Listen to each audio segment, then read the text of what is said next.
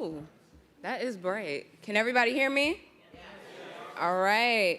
Good afternoon, everybody, and welcome to the second day of the 12th Annual Black Comic Book Festival at the Schomburg Center for Research in Black Culture. My name is Keisha Parks, and it is my pleasure to welcome you to the program, Free Writing, Finding Liberation Through Literature. In this discussion, we will explore the ways the creatives establish and make accessible new worlds where identities of representation can be showcased in ways that mirror authentic and cultural experiences. Whether through comics, animations, manga, or novels, we will discuss how representation matters and the rich ways that marginalized communities elevate these stories. All right, so let's introduce our panelists and myself. Like I said, my name is Keisha Parks. I'm your moderator for today. I am the creator behind the Blurred Library, where we focus on uplifting and highlighting BIPOC speculative fiction. To my, hold on, I know this is bad, right. To my right, we have Greg Burnham, who is one half of the duo behind the comic Tuskegee Heirs. Come on, let's clap it up. Woo! Burnham is a writer for projects like The Search for Sadiqa, Broken Glass, and Grandpa's Shoes. He's also done mainstream work for DC Comics. So let's clap it up. Next up, we have Fantastic Frankey, sorry. She's a nerd commentator who provides webisodes to spark debates around comics, anime, sci-fi, fantasy, and pop culture, and works to normalize the Black female voice in this heavily underrepresented space. She has a YouTube series titled Fighting Words, where she interviews pop culture and comic figures such as Rodney Barnes, Kiara Please, and Cleo Thomas.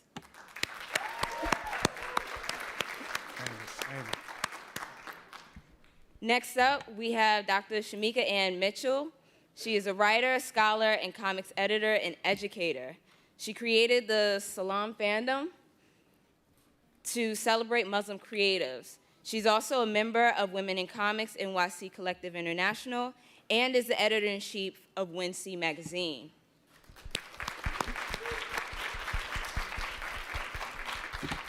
And last but not least, we have Michael Lamar Simeon. He's a content creator, writer, actor, and singer. His online platform, The Safe Haven, focuses on all things comics, gaming, literature, and media from the Black, queer, gay perspective. All right, and without further ado, let's start this.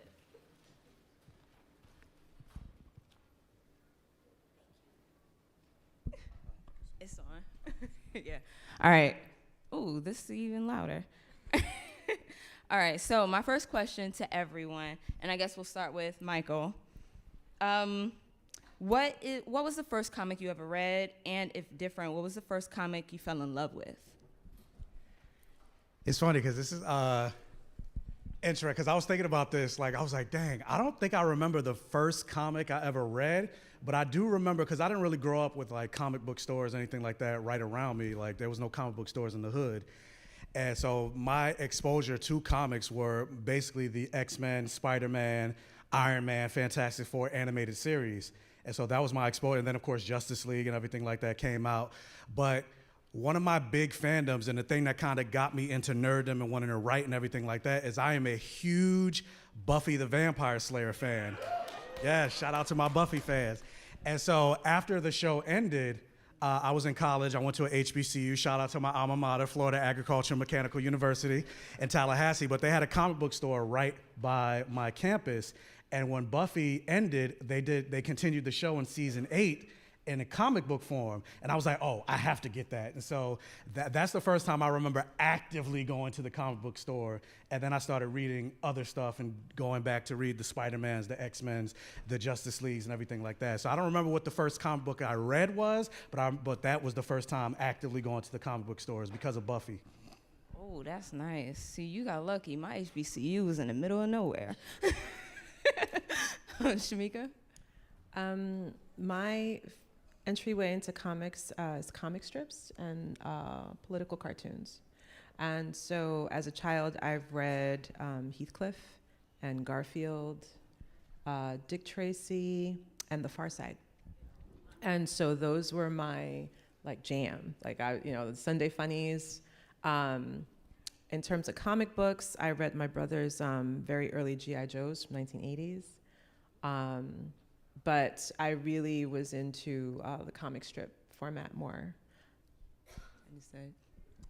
I was kind of born into the comic book world. Like, my dad was one of those people that brought their baby to Comic-Con screaming, and that was me. And so I read comic books as soon as I became literate, but I think the first one I read that I really was able to comprehend was Static. My dad was really big into Milestone, and he used to lecture me all the time about how important Milestone was. But in terms of the first one that like really hooked me and it made it stop feeling like homework was Death in the Family. It's a Batman story, and throughout the entire story, you get to see his thoughts as well. So you see the decisions that you're making, and you get to see his guilt. And it just really helped me conceptualize Batman as a character and understand like who he was, which was very different from what I was seeing, in media. And from then on, I was like, I think I could do this. Like, I think I could read this forever, beyond connecting to my father. Nice. I'm glad I went last because I've been sitting here the whole time trying to think what's the first comic book. I'm old enough, I can't tell you the first comic book I read. I know that so I was born, military, so we moved to the United States and I was 5, and my cousin was older. He was the coolest human that I had ever seen, and he was like, I got these comics. He showed me a couple, and then he closed his trunk up, and he said, don't go in here when I'm not around. And I was like, sure. And so, he left the house to go hang out with his friends because he's a lot older than me. So I watched him disappear down the hill, and then I went in there and opened up the comics. And so I remember seeing Black Panther. I had already loved Spider-Man. And I was just reading and probably messing up pages because, heavy-handed kid. But I can say, I was in love with comics as a whole. The first thing that I saw that made me fall in love, and I didn't even read the comic, but Arsenio Hall in the 90s, he mentioned Brother Man.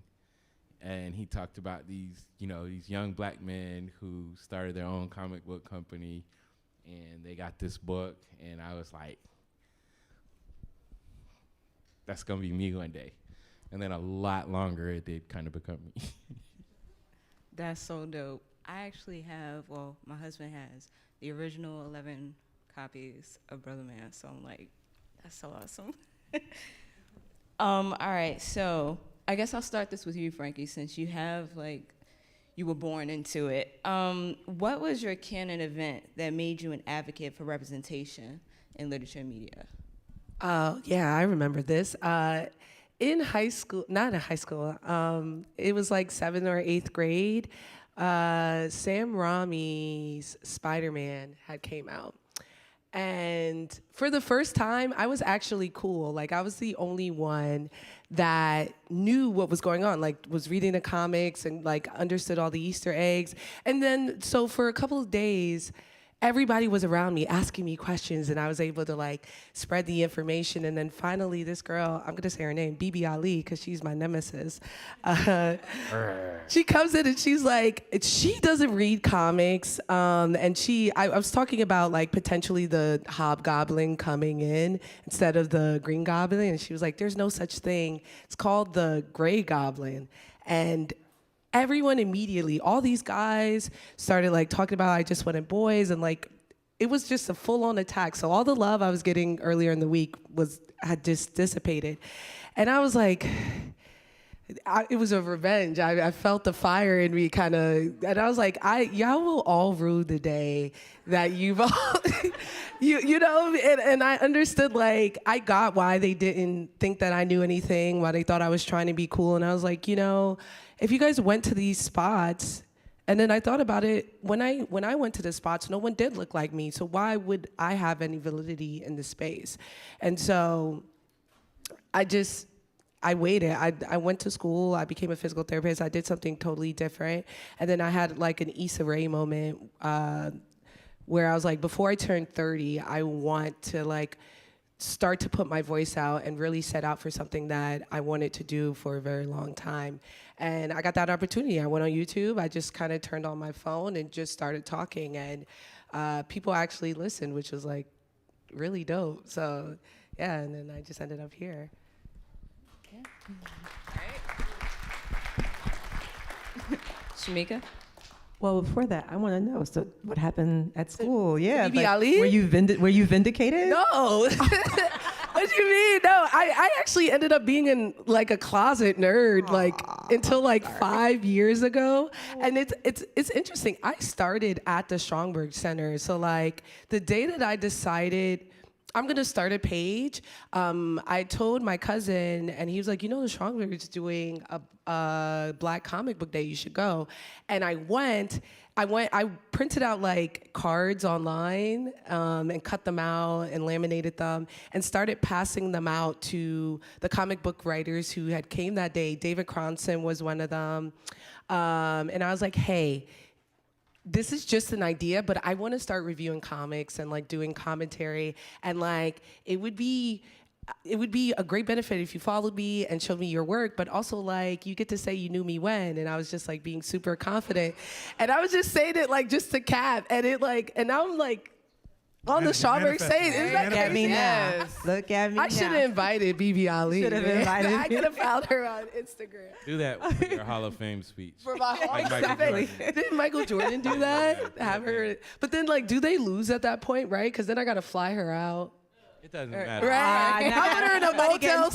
Nobody's getting flued out. Oh, Right, nobody. You see what I'm Put her saying? on- Not gonna put do her a on Jordan. Spirit. Put her on Spirit. Yeah, put her on Spirit. Motel 6. Right. Yeah. Get her socks that are just too small so they like slide off her Right. heel. All right, Shamika, your canon Repeat the event? question. All right, what was your canon event that made you an advocate for representation in literature and media? Okay, I wanted to be a National Geographic photojournalist. I wanted to go into the rainforest and do the David Attenborough stuff with like ants and the beetles. Yeah. And I got to undergrad, University of Michigan, and one of the board members for Nat Geo was a professor at Michigan, and he said, oh, they're mad at the university because we're changing our department structure, da, da, da, da. So there went my plans to go live in the Himalayas for years. And I still wanted to do media, so I was doing hip hop media. And there was a lot of, at the time they were e-zines, and this is 1994 or 95. So my campus had the internet before a lot of other campuses had the internet.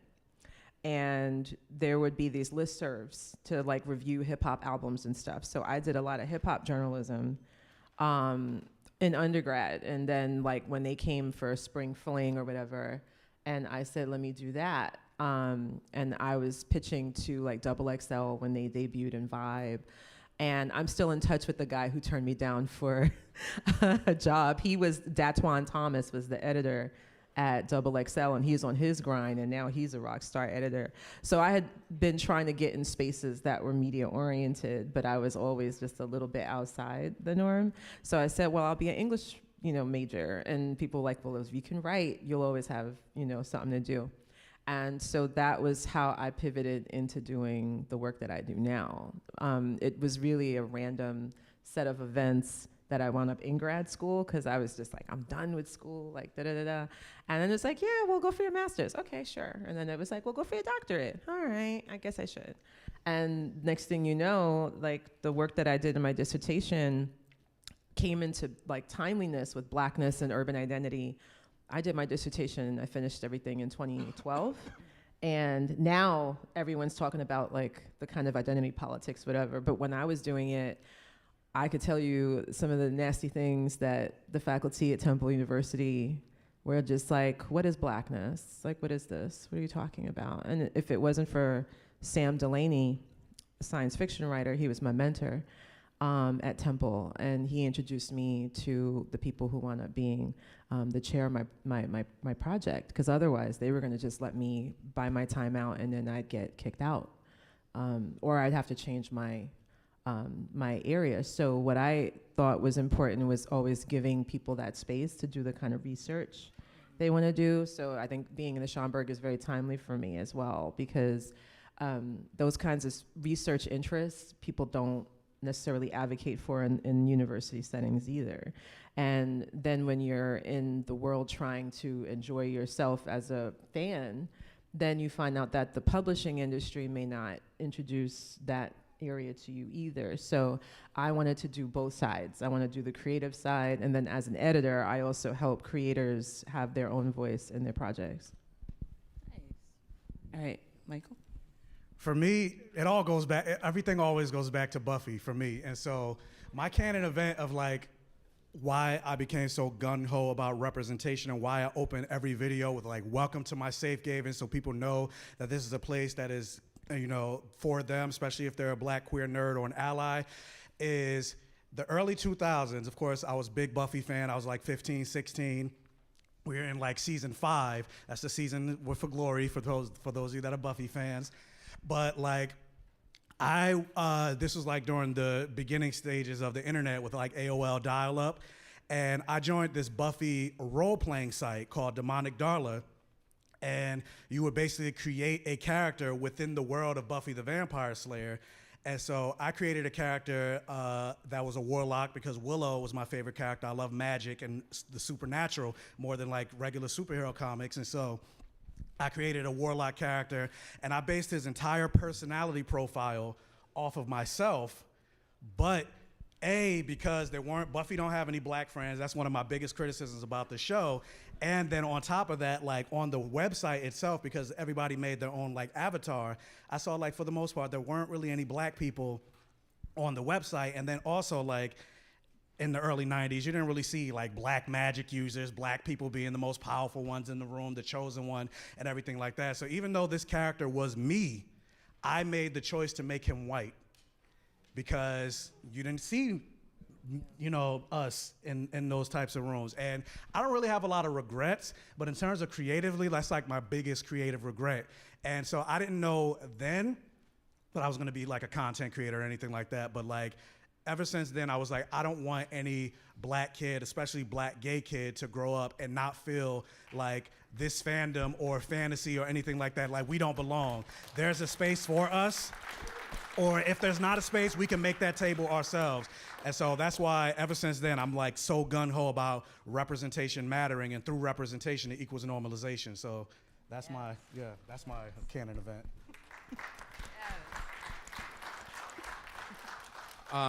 For me, there were a bunch of mini canon events. Like, so grow up, you know, Star Wars fan as a kid.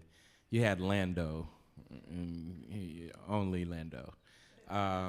G.I. Joe, you had Stalker. Stalker was my first black action figure. His name was Stalker. It doesn't hold up like it did at the time.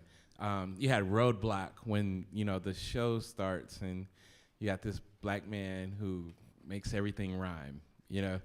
So it's like you're happy that these guys are here, but at the same time, you're like, I don't want to be him when we're playing, you know? He's not cool. He's not coming up with the plans or nothing. He just rhymes stuff. Like, she's right there on the hall, punch her in the wall. You know, like, it was terrible. It was embarrassing. So, but I'll say, like, when one of my favorite movies ever came out, The Last Dragon, which was, you know, took place Harlem. What that movie did was you had this black dude that was the main character. You got his brother who's a little turd, but, you know, he's funny. It embodied the culture. It embodied, like, this, you know, hip-hop scene that's coming, the kung fu, because we was all the way into kung fu. So I had all these things, and it didn't feel like blaxploitation. I shouldn't have been having to process all this at the tender age of, you know, 10, 11, but it didn't feel like your standard blaxploitation, and it did feel kind of unapologetic, You know, it was like, I'm not trying to make you feel like I could do this. We're doing this.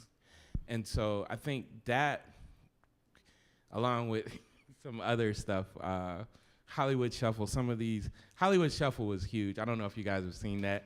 It might be hard to look at today, but if I ever get to meet Robert Townsend, I just want to because that movie alone, it taught me so much about stereotypes and how, we're portrayed in film and media. So, there was a bunch of little events, but when, like I said, the unapologetic, The Last Dragon, you ended that movie oh, he's still the hero? He didn't fall to, become a crackhead and he's the guy? And he was glowing? Come on. So, and even that, they gave you a really cool villain that wasn't, super stereotypical. He was kind of stereotypical. But the coolest part about Shonuff is that when dude offered him the money, he was like, nah, man, this is about honor. This is real kung fu, sucker. So there were, just a bunch of those things. When the Milestone comes out, again, it's unapologetic. It's not like I'm asking you, am I good enough to do this? I'm doing this, and if you don't like it, that's your problem. And so, I don't know, it's just ongoing all the time. Yeah. All right, so this entire panel, you encompass, because we know Black people, we are not a monolith.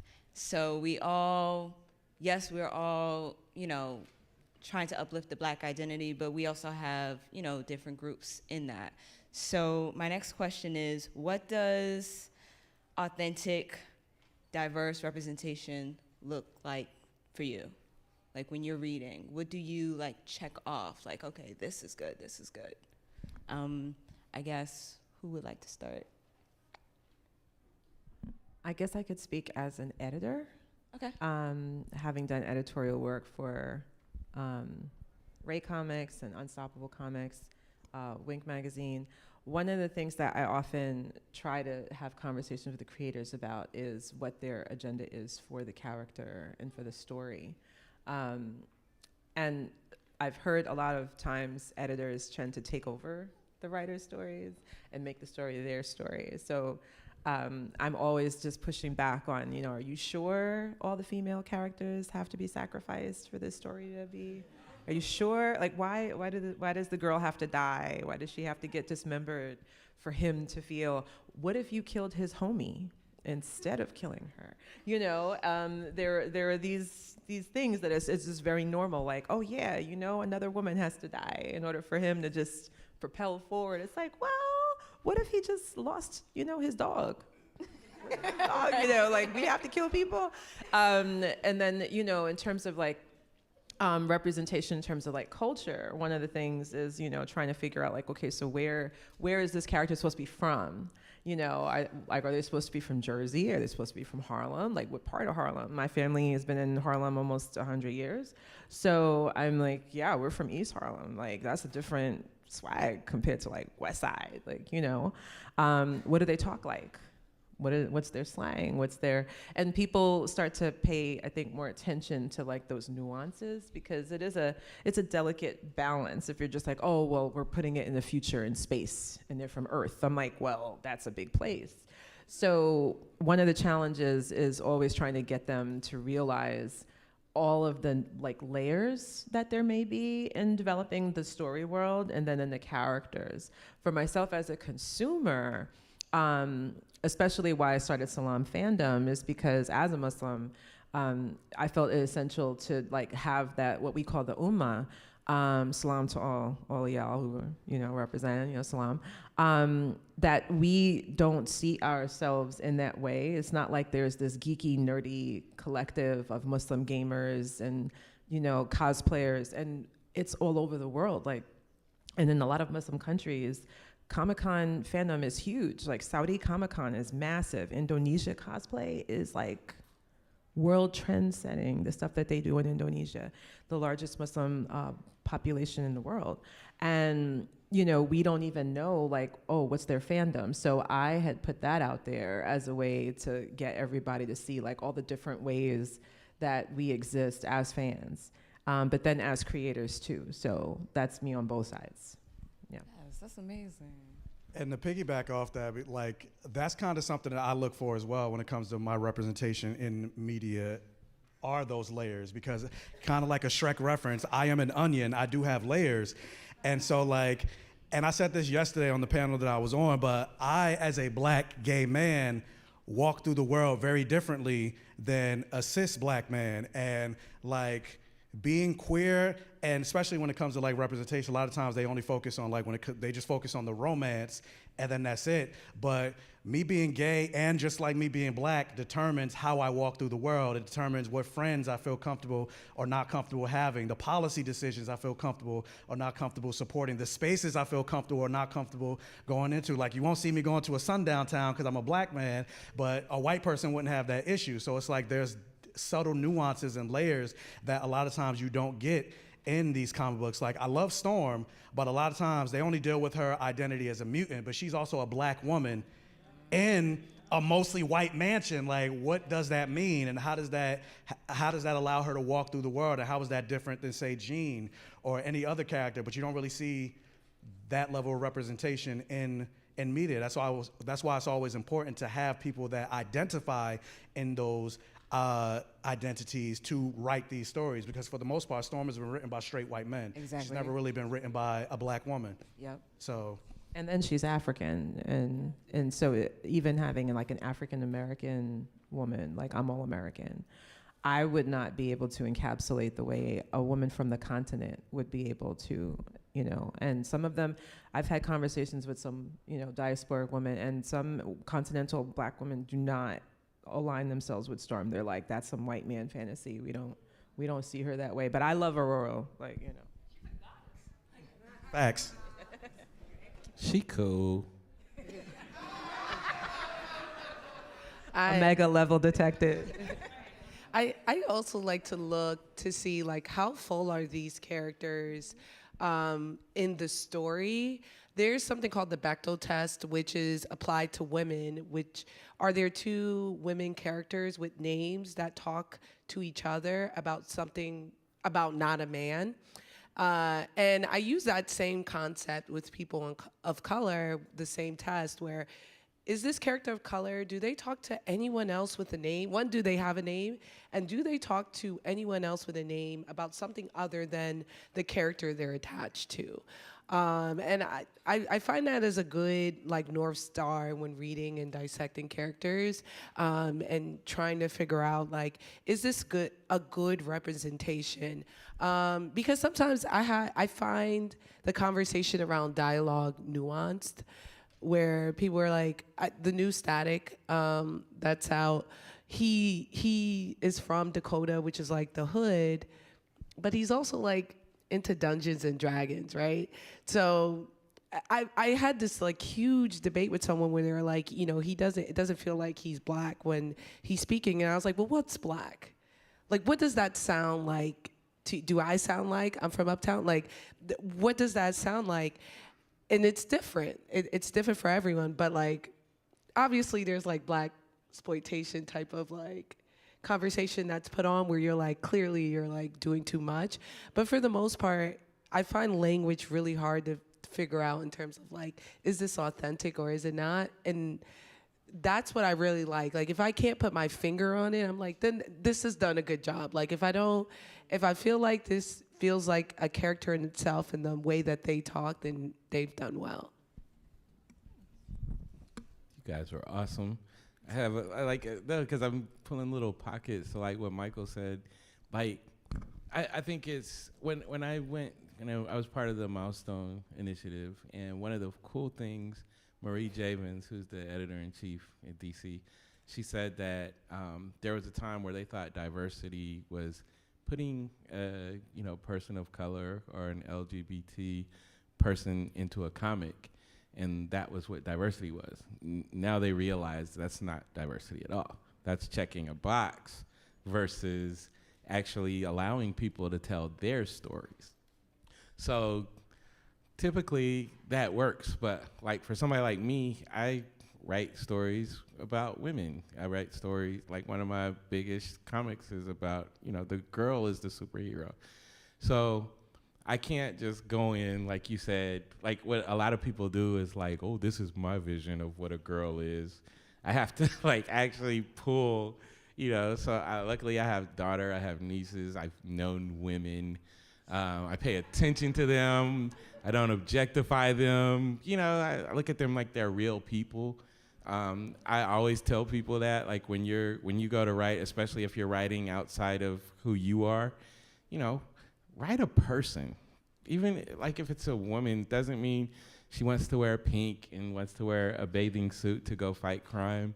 Like maybe she wants to be armored up. You know what I mean? Like, so there's so many levels to it. But I had a young man. I'm not sure if he's in here. He was asking me some questions about writing, for other races and all that kind of stuff. And I give the advice all the time, like we're always gonna keep searching and learning. But usually you can tell that as, for us, we've been pandered to, we've been shown all the stereotypes throughout our whole lives, So it's easy for us to see when somebody's talking jive, It's easy, like we can see it right away and we can turn it off. So we're charged, like when we actually put pen to paper and it's time for us to write it, we can't have that, So it all goes back to that. I don't even know if I'm answering the question all the way, but y'all answered the question, so I'm just talking. But yeah, it's a great question. Yeah. All right, so my next question is, how can creatives and influencers create a symbiotic relationship to shine a brighter light on authentic representation? So I will start with influencer. Michael. So can you ask the question again? How do we shine a light? How can creatives and influencers create a symbiotic relationship to shine a brighter light on authentic representation? Well, honestly, I think the simple answer is to just call out things that you don't like or emphasize or uplift the things that are working, and constantly reach out and search for those creators. Because I find a lot of, especially as a Black gay nerd, a lot of times I have to compartmentalize my nerddom and fandom. A lot of times I'm seeking gay representation, and whether it's good or not, I'm still seeking it. And then on the flip side, I'm seeking Black representation, but very rarely do I get the intersectionality of both. And so as a content creator, when I do see that, because sometimes you do find it more so in literature than actual comics, like regular novels, like to uplift those voices and to reach out to those creators and say, hey, you want to come on my channel and you want to make a video? Let's go live. I'm going to promote this book and things like that. So I think it's a very interesting marriage between content creator and actual writer, artist, novelist, and things like that. So you just have to make sure you do the work to find those media things that are doing that, and then to constantly uplift it and promote it.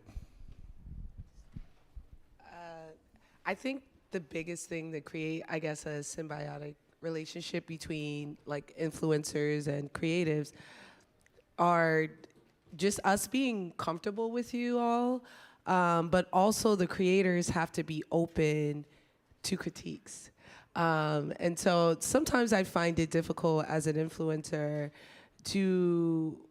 or I'm afraid to like properly critique something because the creator may take it to heart, and then, it may start a storm or whatever. If anyone's ever followed me or seen me on Instagram, I'm very vocal and I'm a hard critic. And instead of like discussion and dialogue, what typically happens is like vitriol, right? I disagree, I hate that you don't like everything about this media, and so it's like wrong. So I think just kind of opening up conversations and fostering an environment where you can discuss and create a discussion over media, over like content, and people kind of digest it and listen to it, and then like it's a back and forward. Also, for people who are consuming content hours, it's really helpful if you guys engage outside of the big stuff. And I think that creates more of a dialogue. So like, I notice when I cover like indie work, people are just like, that's cool. And they don't actually read it. And if they do, they're not actually engaging. And so the content ends there, right? If you guys just say cool and you don't engage with the content, then a discussion doesn't happen. And then we can't get what we want out of that media. So if you guys ever see like a creator talking about something that's not Marvel or DC, that's your opportunity to create this discussion, this dialogue, and to platform more authentic stories. Okay, I'm going to be very brief because before I put my professor hat on, and then it's like we're in class. I will say that I do have a problem with the term influencer, because to me that's more about like selling people stuff. I would consider y'all pop culture journalists. I think we're culture critics. I think influencer is like, buy me, so, you know, like me. And I don't see y'all as doing that. I think y'all are cultural critics. Y'all are writers, you know what I mean? I see that. I would say like my career and all the time I've been with the State University of New York, I consider the work that I've done has been influential, but it's also unpopular, right? In the state of Florida, the area that I teach is banned, right? So how do those conversations happen when your area of study is illegal or going to be illegal in, you know, certain states? And so that's a part of the challenge. I think that for independent creators, which is the history of African American literature in general, and that's my area as an Americanist, it's always been indie. And so when you're writing about liberation stories, right, we're going back to the 18th century, 19th century, it was all small press. There was no commercial press until we got to later 19th century. And so when Zora Neale Hurston wrote, I think it was 1958, What White Publishers Won't Print, that's pretty much the entire encapsulation of why, when it comes to mainstream marginalization, it's a norm that they'll get these bad characters because all they want to do is check off a box for the sale, but they don't really develop anybody. So it really has to do with people reaching across the table and supporting what's happening more on the ground versus looking up and looking far away.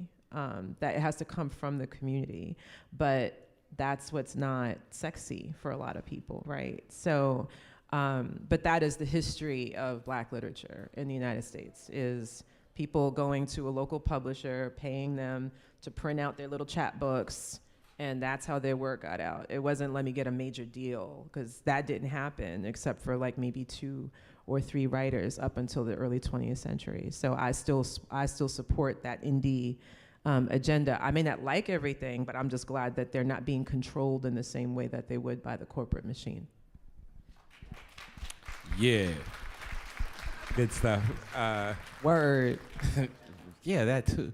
All of this, again, I act like it's a war. I've created this war zone in my mind. And so I'm gonna constantly support.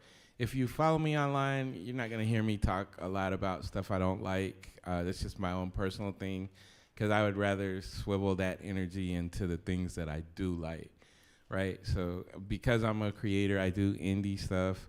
I've done some mainstream stuff, and I love both of them, don't get me wrong, but I know how hard it is. It's hard to do what you do. You know how many times I've been like, man, I could start a little thing where I talk about stuff, and then I pull out my camera and I start, and I'm like, God, I suck on camera. Let me take this down, and then I just go listen to y'all, you know? So all of it is hard, and if you understand how hard it is, then it's easy for me to be in my war mentality. So when Greg Anderson, LSA, is dropping a Kickstarter, I'm there. If I see his book in the store, yeah, I might have 4 of them.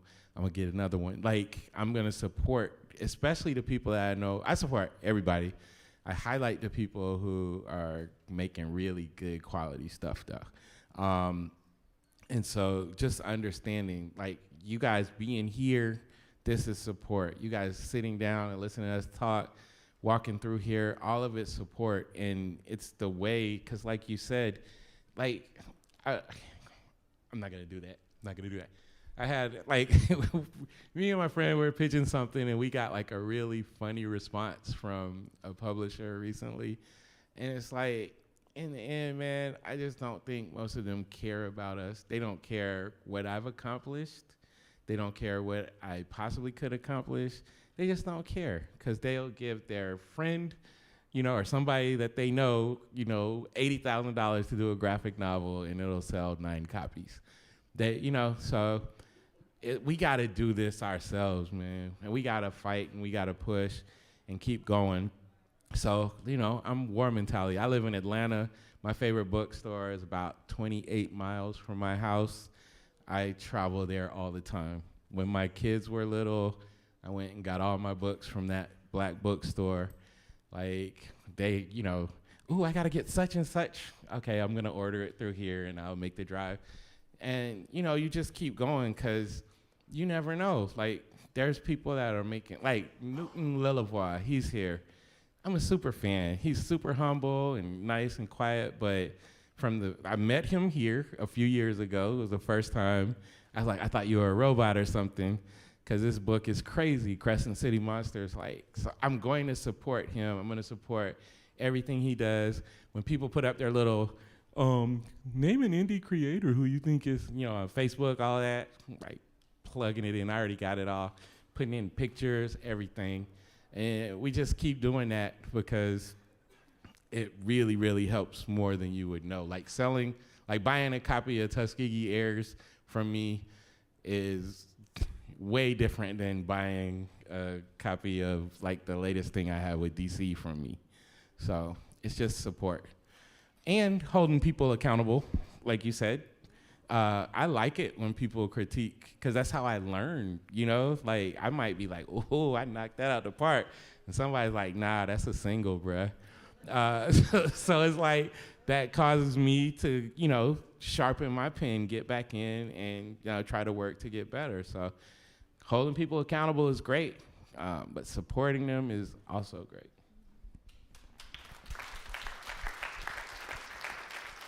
All right, last question. This might be a little messy, but we'll still ask it. All right, one work that has really good representation, one work that if you could work on it, what would you do? So does the second work, does it have people of color in it? And you're like, Yes. this is not done well? Yeah. Okay. I could at least talk about the one that I love.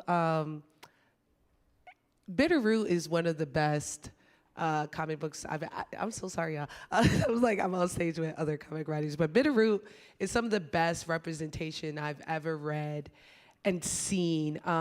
It's written by David Walker, Chuck Brown, and drawn by Sanford Green, who all three of them are titans in the industry. They've done Marvel, they've done DC. Sanford just did art for Across the Spider-Verse.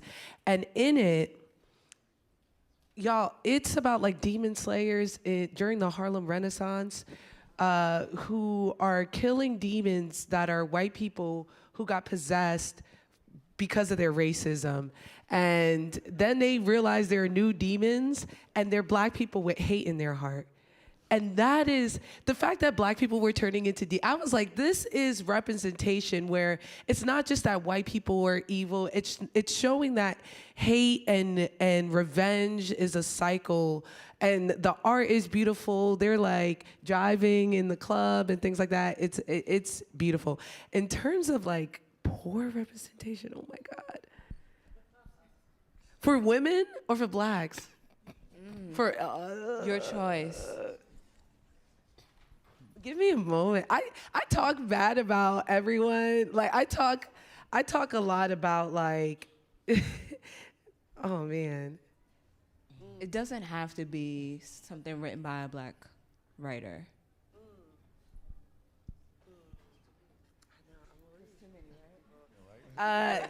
I would say Harry Potter is some of I remember reading a tweet saying if there was a Latin character in Harry Potter, her name would be Arriba Arepa.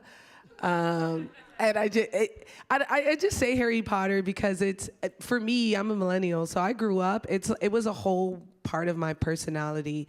And every character, the representation there just kind of fell off. You know what I mean? Like Hermione, they didn't know what to do with her. She was all the women. And as I got older and started to realize the archetypes that went through, the only black guy's name was like Kingsley Shacklebolt. And then it's crazy. And then the other black guy didn't know his dad. And it was like Dean Thomas. It was, and the Irish guy was blowing up things. Seamus Finnegan. It was just like everybody was taking L's. The Asian girl's name was like Cho Chang. Yeah. Everybody's just taking L's. And I was reading it, and when I was 10, it was revolutionary, to me. And as I got older and got to read actual work of art that show representation, I was like, Copy, this is terrible. But I can't erase the 20 years of Harry Potter that's in my, and Pottermore that's in my mind. But yeah, damn, I miss it. I miss the days. I'm not gonna hold you. Can I go? Go ahead. Anybody? All right. So I just recently read this book and I love it. Has anybody read Early Departures by Justin Reynolds? No. I'll say that no. All right, it's a fantastic story. I'm trying to write a novel, so somebody told me to read it because the way I was doing dialogue was, unsavory. So I read this book. It's an amazing book. I don't want to tell you what it's all about, but it's this young man and his best friend. Him and his best friend fell out because there was some family tragedy. And these are all black people, and just the way he writes it, it's it made me think of my relationships with my friends, when I was in high school, and how primitive we were. It's like, you're in pain, I'm gonna punch you, and somehow that'll make you feel better. That was our mind state. So watching this nuanced, relationship, cerebral relationship between these two dudes who were like brothers, and now they're not really speaking to each other, and then watching it come full circle. It's just an amazing book. It shows, because so often we're either the bottom of the bottom or the highest of the high, but these are some middle class kids who are nerds who do all the. It was just brilliant. But since nobody read it, I'm just gonna be quiet. But y'all should read it if you like reading books. Books. Oh. I was laughing. No pictures in it? There's no pictures in this one, Frankie. But those are my favorite. If you pick it up to read it, I will draw stick figures and all send throughout. them to you. Yes. I'll consider it. Send them to you because I care. I can't believe I was laughing when you said ones that are doing it bad, because the layup is this Good Times show that's on Netflix right now. I feel like that's the softest softball you could throw. I'm not gonna lie, I went in, I watched the first 2 episodes because I just wanted to see for myself. Yeah. I just didn't feel like there was any reason for me to continue. I like satire, I like sarcasm, all of the things, but this was just the bar, it started at such a low point that it's I don't care if it gets better.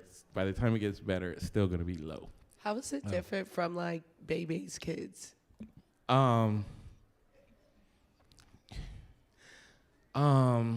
So honestly, I didn't watch a lot of Bebe's Kids. It's a movie. Oh, it's a movie? It's one. Oh, I thought it was a show. Thing. See? You guys seen Baby? Am I? Yeah. Right. We don't die. Multiply. Right. But it might be in that same kind of vein, but it's do we need that anymore? It'd be different if we had a really nice spectrum of things to see, like we do in Black comics. Now we can write about, because we have like this really good broad spectrum, but TV, it's still kind of what it is, you know? So the money and the investment you put into that, you could have put into something that would actually make people, you know, feel good about ourselves. Yeah, so.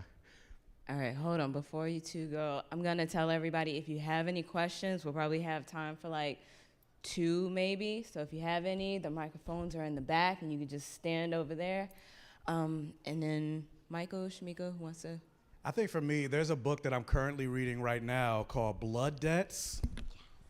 And yeah, the level of representation in that show of just blackness, like, and basically Blood Debts is about a black family in New Orleans, a black family of witches in New Orleans, and the matriarch of the family mysteriously passes. And so it's a huge magical, supernatural murder mystery. If you guys are fans of like the originals and Vampire Diaries, you know how like all the witches and the originals and Vampire Diaries are all black, but it's that minus the problematic representation, hashtag justice for Bonnie Bennett, for those of you that are Vampire Diaries fans.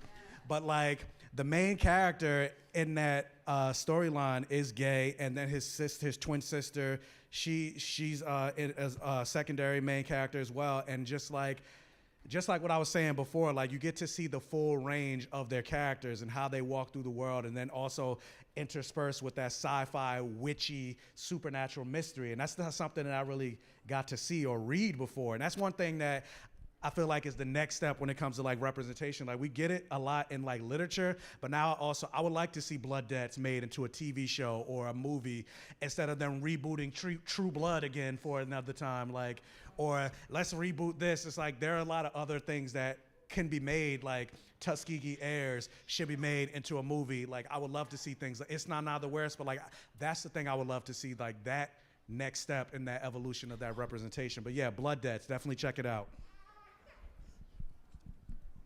I would say the project that I think that I would want to have more. I mean, we're going back now. This is like way back. Charlie Brown. I didn't think Franklin was enough. He wasn't enough for me. And Charlie Brown, the Peanuts was that was one of my, first loves. But yeah, Franklin didn't do it, so I was really glad when Bradbury came out with Curtis, because that at least had some more, but I mean he was, the hat to the side, and Curtis is cool. I enjoyed the Boondocks as a comic strip, and because I was also, I'm OG otaku, manga, anime, like over 40 years in. And seeing what he was doing stylistically was very much so appreciated by my otaku side.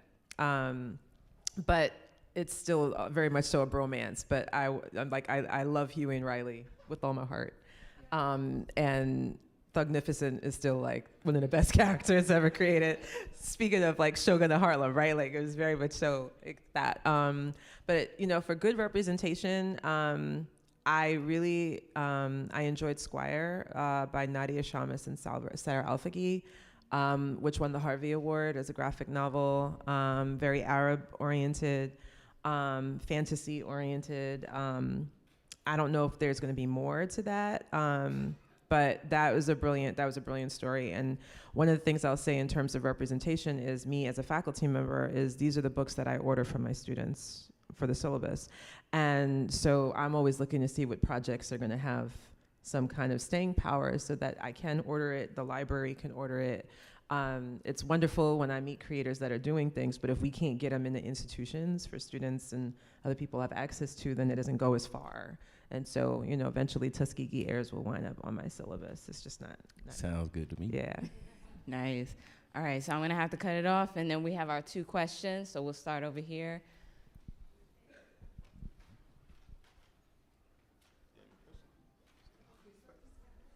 You're on the clock. All right. Sorry, I'm a little nervous. My name is Messiah from The Blur Spot. I'm an aspiring comic writer, so a question would be, as someone who produces work, content creator, journalist, comic writer, how do you balance constructive criticism versus criticism that is like, I guess, nonsense, so to say? I always take the criticism and never listen to the reason. So like if someone says, I didn't like this, I'll listen to what they didn't like. But if they say, I didn't like it because of this, and that, whatever. Because that's like personal to them. And I know like what I'm trying to put out.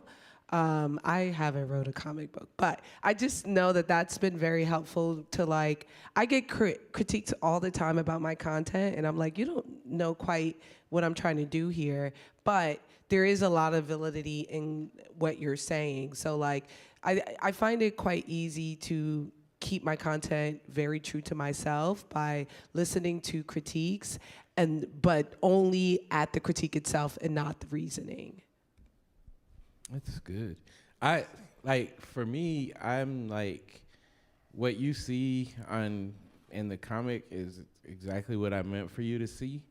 So if you, I'm open to critiques, but if I critique myself harder than anybody could. So what you see is what I meant for you to see. If you have a problem with it, I do kind of want to understand what your problem is. But a lot of times it'll be stuff like, oh, they didn't tell me what happened at the end of this. And it's like, yeah, it's a cliffhanger. So you'll find it out later in the story, you know what I mean? So I just say be really cerebral about your work. And then when the critiques come, they come. They're gonna come, whether you like it or not. I did a Superman story. My mom thinks I'm the greatest person in the world. I had one critic that was like, well, it feels like Superman is not the main character, like he's a co-character in this 10-page story. Yes, that was on purpose, Bob. So if that's the only critique you have, you know what I mean? I don't care. So it's like, listen, try to figure it out, but if it's something you already have an answer for, then, just keep on going. All right. Next up, Black Comic Lords? Yeah, Black Comic Lords in the Shout out building. Black What's up, Comic everybody? Lords. Just What's wanted up? to say, first, thank you all for sharing your time with us today. I gotta bend over. So as a Black Comic Lord, the thing that we always ask people, because I think it's very important and very indicative of who you are as a person and as a fan, what's on your pull list? What's on your comic book pull list? My pull list is blackness. The Ultimate Black Panther is saving my life right now. I liked Eve Ewing's run. I did Ultimate Black Panther. What else? I mean, it's a lot of blackness. And then also them G.I. Joes, like Duke and Cobra Commander and all of those. I'm a G.I. Joe nerd, so I have to get those. What else? Why are you looking at me? I don't know. You're supposed to tell me what else. I really do. I go to the comic shop every Wednesday. I go to multiple shops every Wednesday. And anything that's got a black cover on it, I'm buying. Anything that looks like alternative, I'm buying. But right now, I think that the Duke, the Cobra Commander, and that Ultimate Black Panther are the ones right now that are like, I don't do pull lists. And my comic shop people hate me for that. But I don't do pull lists. I just kind of let it flow organically when I get in the shop. But I do go there for specific things. I'll just quickly say Solo Leveling. That's it. Who? Solo Leveling. It's a Solo webcomic. Leveling. It is a South Korean manhwa, and the anime just launched maybe it's been 2 months now, and it was a webtoon. And I am still very much so in the world of Skip Beat, which is the longest. I'll say it's arguably the longest running manga series written by a woman. I think it's been 15 years now. We're up to like volume 47, maybe. I got a pre-order on deck with Amazon. Those are like my main two. Other than that, shameless plug to Ray Comics and TJ Sterling. Joystick Angels, the new volume is coming out. They're right outside. And I was the editor for that, so I will plug that. I'm reading Philadelphia, Something is Killing the Children, Nightwing. Jorge Jimenez art is Incredible. talented, tasteful. And I just started Kaija #8, which is a manga. Yeah. Oh, thank you. It's a really good, like, the anime just started and the premiere was so good. I started reading the manga. But yeah, Boom got my address, so they've been sending me everything. So I just started Abbott 1979, which is really good. Grimm, and there was one more I was reading. Songs of the Sirens. It's set in Harlem. It's written by Kari Randolph and his wife, and it's like a Rosemary Baby type thing set in Harlem, and it's kind of drawn like Sin City, where it has a It's ill. It's ill. It's pretty ill. I wish Kari was in here. the 1980s too. Is it set in the 80s? It's like 87. I'd wear that right now. What they got on? Okay, yeah, and it's set in the 80s. Cause y'all be like copying. What? Nothing. Be a hater, but yeah. For me, I've also been reading Something is Killing the Children. Also, a lot of the X-Men, the fall of X and everything like that, which is very disorganized. That's how happening right now. But especially with the X-Men 97 show, I've been talking about a lot of that. And then also, like, for the most part, I've also kind of taken a step back and a break from comics in general, because right now I'm focusing and reading a lot of Black, gay, fantasy regular novels. So like I just talked about currently reading Blood Debts. I just read a book called Alex Wise versus the World, which is about a 10-year-old or 12-year-old Black gay kid that accidentally unleashes the 4 horsemen of the apocalypse. And so it's up to him and his sister, his sister gets possessed by the horsemen of death.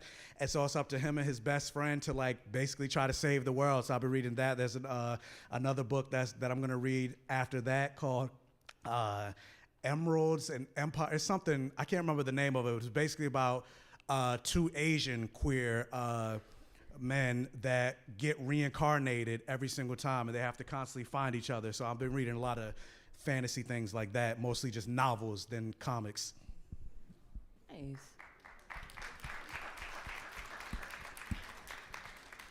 All right, one. Hello. Thank you for all of your expertise and nerd knowledge today. I really appreciate you guys coming out to be a part of this spectacular event. My question, which I pose specifically to our professor on stage, but I'm also would love to hear everyone else's, is that there's this sense, at least in the media space, that the more we start checking off lists of representation, the less we seem to recognize that it takes a grassroots effort to really bring out the authentic representative voices that deserve to be uplifted in our media space. I think of like Spike Lee and how early on in his career, he was supported by his family and his community. Like they were the ones funding his projects. And so I asked the question of, as a consumer today, and as somebody who appreciates all stories, what can we do? What resources should we be looking out for to really support the artists that are doing the work to bring those voices to life? I appreciate your question, particularly from a curriculum perspective, and I can be very brief.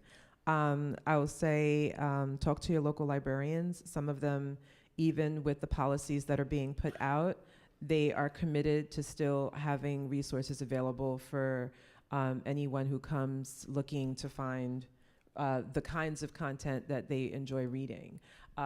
You may not get it from the teachers, but you will find librarians are gonna be your #1 advocates. Other than that, I'm gonna put Katie Atu on the spot. When is the Harlem Book Festival? Can you get to the mic, please?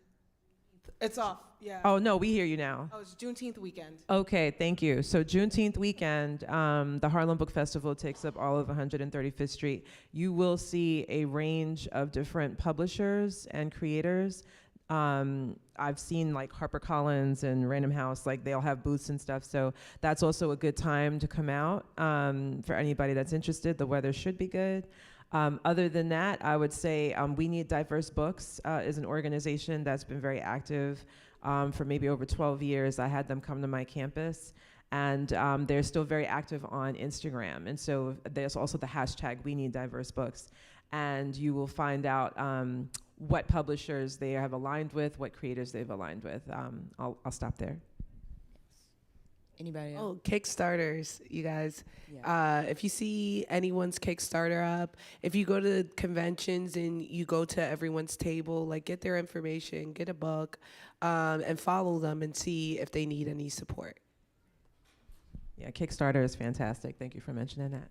They take all my money. And also, Right. and then also like something as small as like, especially being that we're in the age of the internet, like what Frankey mentioned earlier, engaging with the content, something as small as a like or a comment, that boosts that post and that potentially get that person's work out there. Because a lot of times people will scroll, they'll like a video or watch a video, they'll enjoy the video, but they won't engage with it. They won't hit the like button, they won't comment, they won't share. So then that video really doesn't get any traction. So then that person's work and that person's book doesn't really get any traction either. So it's about engaging with the content that you actually do want to see and enjoy.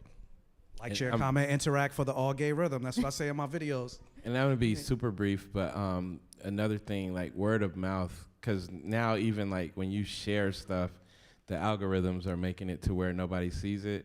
So when you, like, I'm notorious for like, yo, you like such and such, I think you would like this book, you know? And it helps a lot more because like if Frankey tells me I should read this, I might read it. Yeah, I might read it. I might.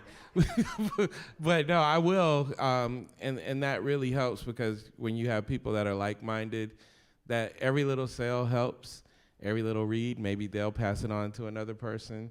But yeah, I think that, you know, you can create like a good circle. Like I know this person likes sports stuff. This might be good for you. And, you know, I'm always suggesting books. She's telling me to shut up. Sorry, yeah, we're actually a few minutes over, so I want to thank you guys for sticking around. Thank you to my amazing panelists, and yeah, we'll see you next time. Do they know where to find us? Oh, yes. Where can everybody find you really, really quick? Mutant X Factor on everything. I am a mutant, and it's my X chromosome. That's a whole other story. You can find me on TikTok, YouTube, Instagram, Black Gay Comic Geek. You can find me everywhere at Fantastic Frankey. Frankey spelled Frankey, like a key. Like a key? It's a key, like Frankey. I'm on Instagram, Greg_Burnham7, and then you got Tusky Years, some other stuff. You can also find me in this, I think it's the media room, table 24. I will be there for, you know, 2.5 more hours trying to sell stuff. So thank you, and also talking. Thank you so much. Give it up for the panel, please. Just a heads up that our next panel starts at 3:50. It's Black Women in Horror. She's out there screaming. Black Women in Horror in the New Age of graphic novels. So please come back for that one. Thank you.